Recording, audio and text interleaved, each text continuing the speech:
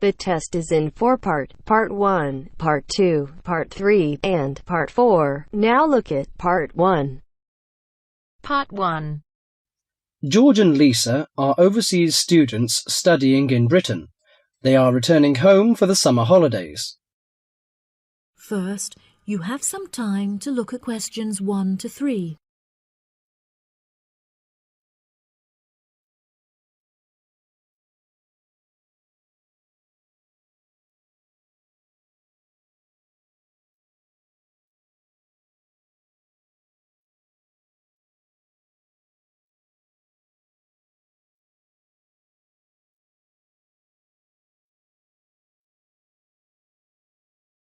That'll be $23. Right, there's your change. Have a nice trip. Oh, I'll just get your bags out of the boot. Thank you very much. Now, George, let's find the check-in desk. Yes, but with all the changes they have made here at the airport, I'm not sure where the check-in desk is. I know, it's strange, isn't it? Why don't we ask for help? Good idea. What about that man sitting down over there? Which one? The one with the hat on and in the trolley? No, the one with the uniform behind the table. I'll ask him. Excuse me, could you tell me where the check-in desk for France Air is, please? Oh, let me think. The best way to get there would be to turn left at the end there, where the cafe is, and then go straight ahead until you're opposite the departure gates entrance.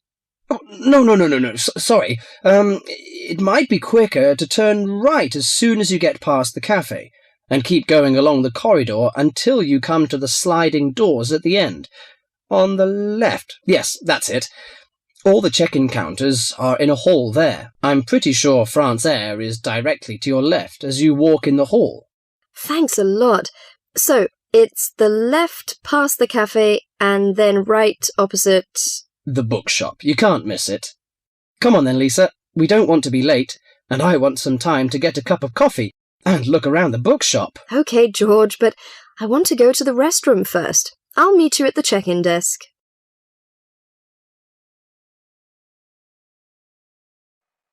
Before you hear the rest of the conversation, you have some time to look at questions 4 to 10.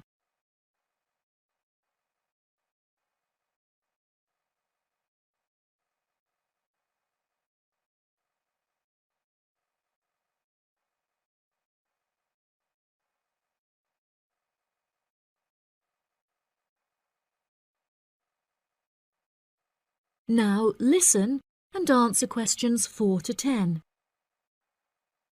Good morning. Can I help you? Yes, I would like to check in for flight FA492. Very good. Can I have your ticket and passport, please? Oh, yes, here you are. OK, thanks. If you could just put your suitcase on the scales. Oh, I have this extra box that I want to take as well. OK, well, that's extra luggage, so I'll have to get you to fill out an excess baggage declaration certificate. It'll cost extra, I'm afraid. Let me see. $40 exactly, if the total value of your contents is under $400. Oh, well, what's the form for? It's just a form you have to fill out so that if there are any problems, we'll know where you are and how to contact you. So, if you can give me a few details, I'll key in the information. OK then, your passport says your name is Lavier. Is that right? Yes, George Lavier. George, Lavillieres.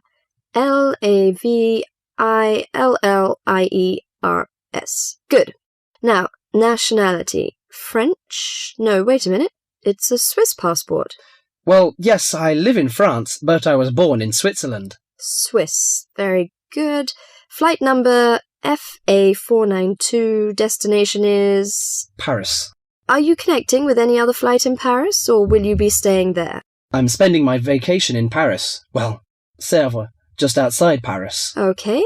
So what's the phone number there? Let me think. The country code for France is 33, and the number is 198614537. Right, so that's 331-9861-4537. Yes, that's it. And can you tell me briefly what you have in the box? Well, there are some books, just university textbooks from last semester, some clothes, and, my computer disks. Okay, thank you. And what would be the approximate value of the contents? Quite a bit, actually. About $150. That's all. There's your receipt for the box, your passport and ticket, and here is your boarding pass. Gate 7. You can board the plane in about 35 minutes. Have a nice flight. That is the end of part 1. You now have half a minute to check your answers.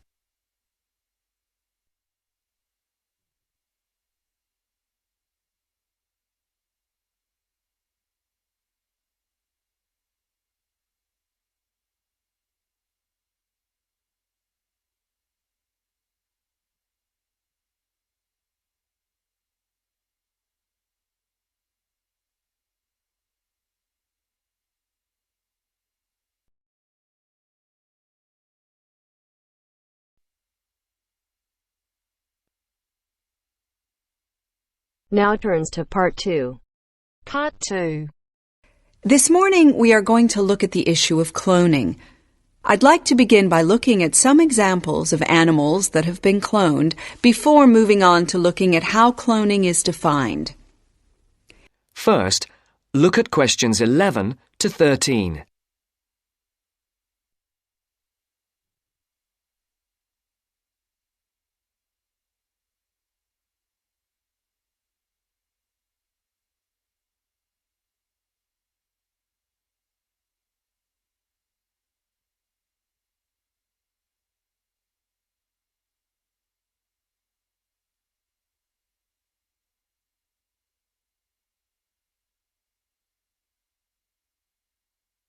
As you listen to the first part of the interview, answer questions 11 to 13. Good morning and welcome to this series of lectures on man interfering with nature. This morning we are going to look at the issue of cloning. I'd like to begin by looking at some examples of animals that have been cloned before moving on to looking at how cloning is defined. The first example I'd like to talk about is Idaho Gem, who was the very first mule to be cloned.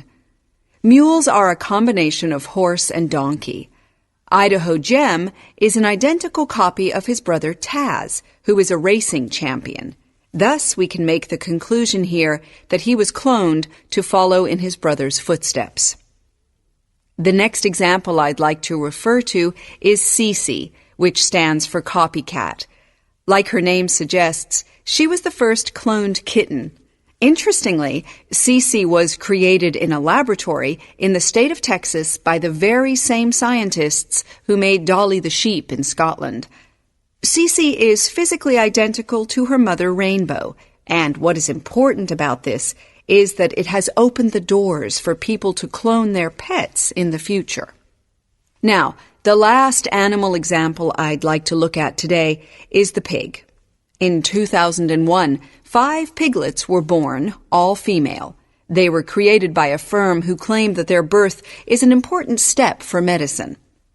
The idea is that pig organs and cells could be used in human transplants because the pigs have been cloned without a certain cell.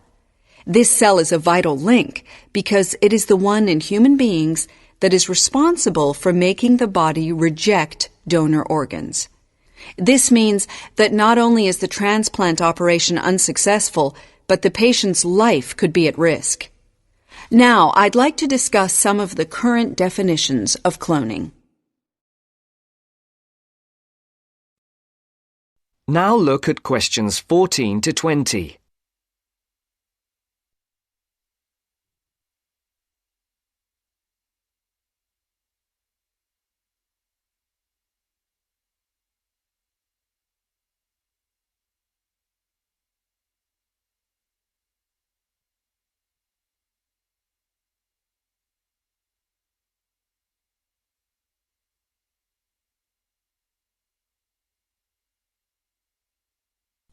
One kind of cloning, the kind commonly found in plants, occurs when plants reproduce themselves around the original plants, known as the parent plants. New plants can then grow. This is quite a natural process by which plants can form more of the same type of plant. Though you may not be aware of it, another type of cloning happens quite naturally in your body when old cells need to be replaced. Cells in your body split into two and make new chromosomes, and it is the chromosomes that contain our genes. Embryo splitting is another form of cloning, which can happen quite naturally when cells split to form two identical twins. You may then be asking yourself what all the fuss is about, if cloning does in fact happen naturally because sometimes man can interfere with nature and it can work. Take embryo splitting as an example. Now, this type of cloning is quite common in farming, and it is used to breed new bulls and cows. Embryos are placed into foster mother cows, and these then grow into calves. And though some may consider this to be artificial, it has been going on for the last 10 years with relatively few problems. Now, the last type of cloning I'd like to mention is perhaps the most controversial. This type of cloning is called nuclear transfer, and it is when the nucleus of a cell is put into an egg of another animal that is genetically the same. This is done in a laboratory, and after about 5 or 6 days, the embryo is implanted into a donor mother, which is how Dolly the sheep was made. One argument in favor of cloning is that it can help in medicine, as in the case of pigs being used in transplant operations.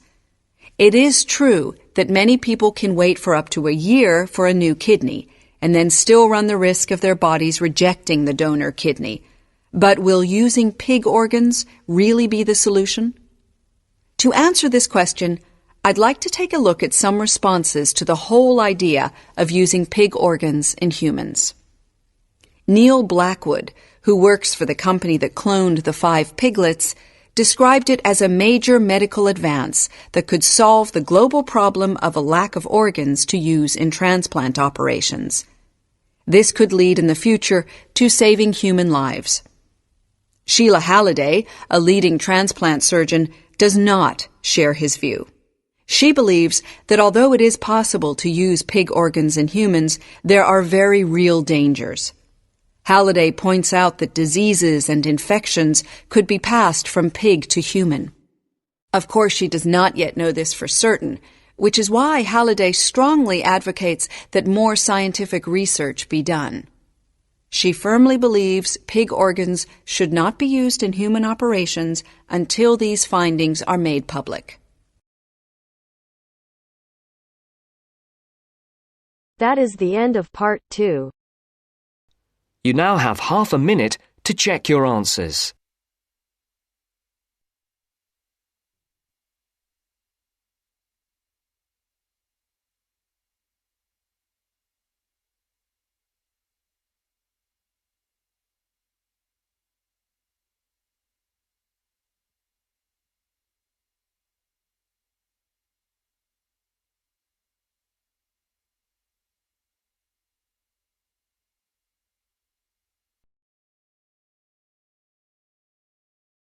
Now turns to part 3.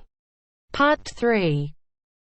You will hear a conversation about plans for a university sports centre. First, you have some time to look at questions 21 to 26.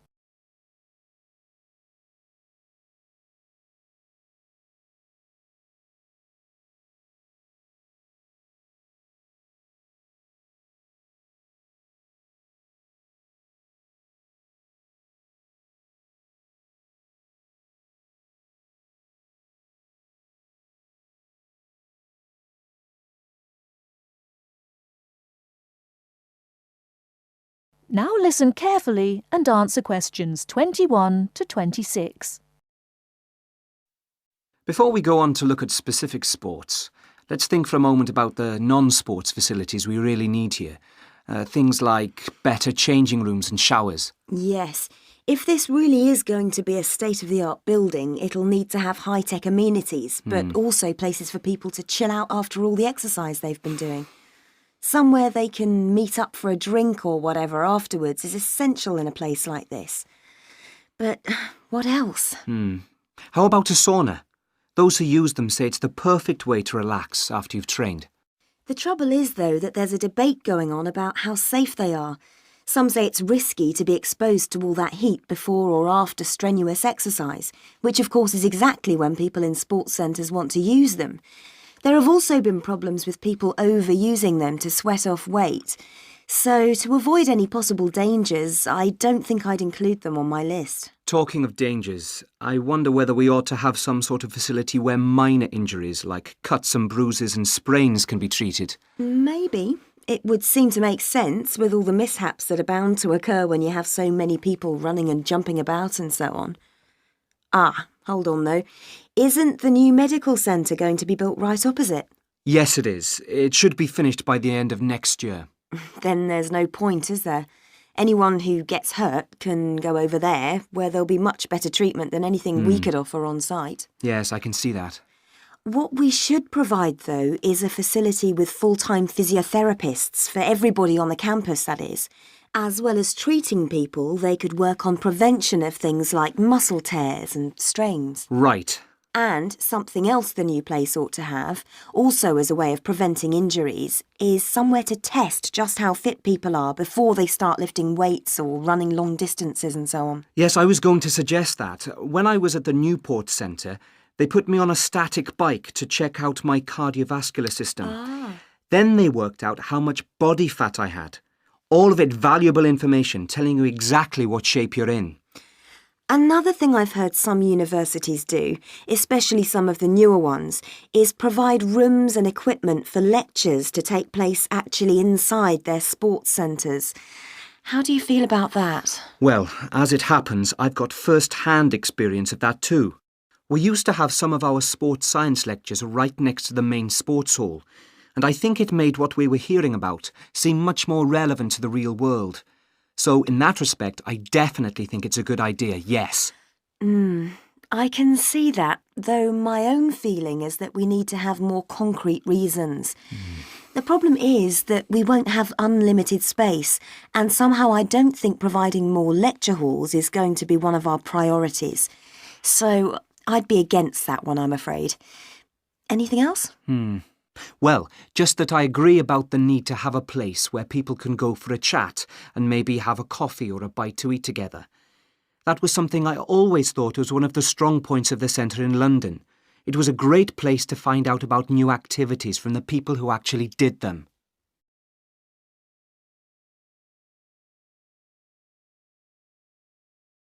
Before you hear the rest of the talk, you have some time to look at questions 27 to 30.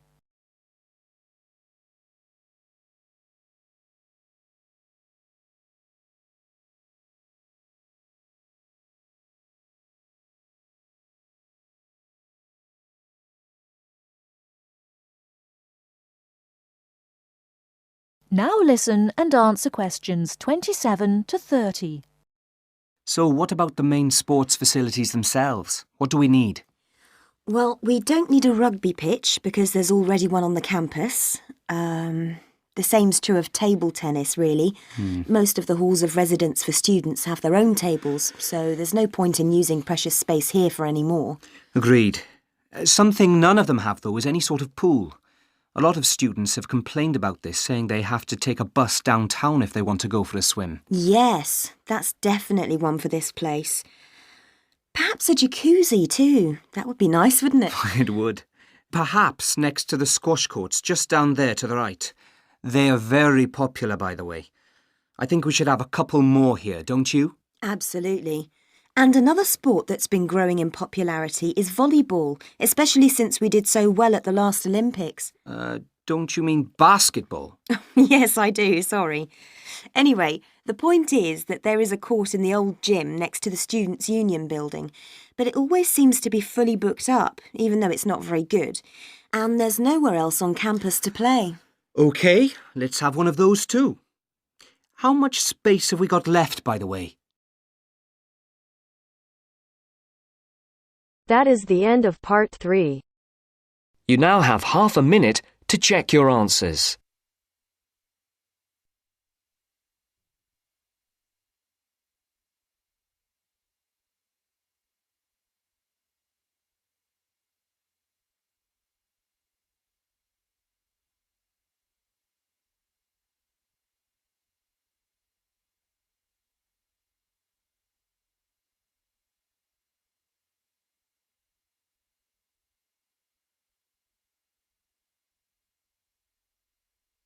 Now turns to Part 4. Part 4. You're going to hear a lecture on some useful information for your travelling around Britain. Listen to the first part of the lecture and complete the notes below. First, you have some time to look at questions 31 to 40.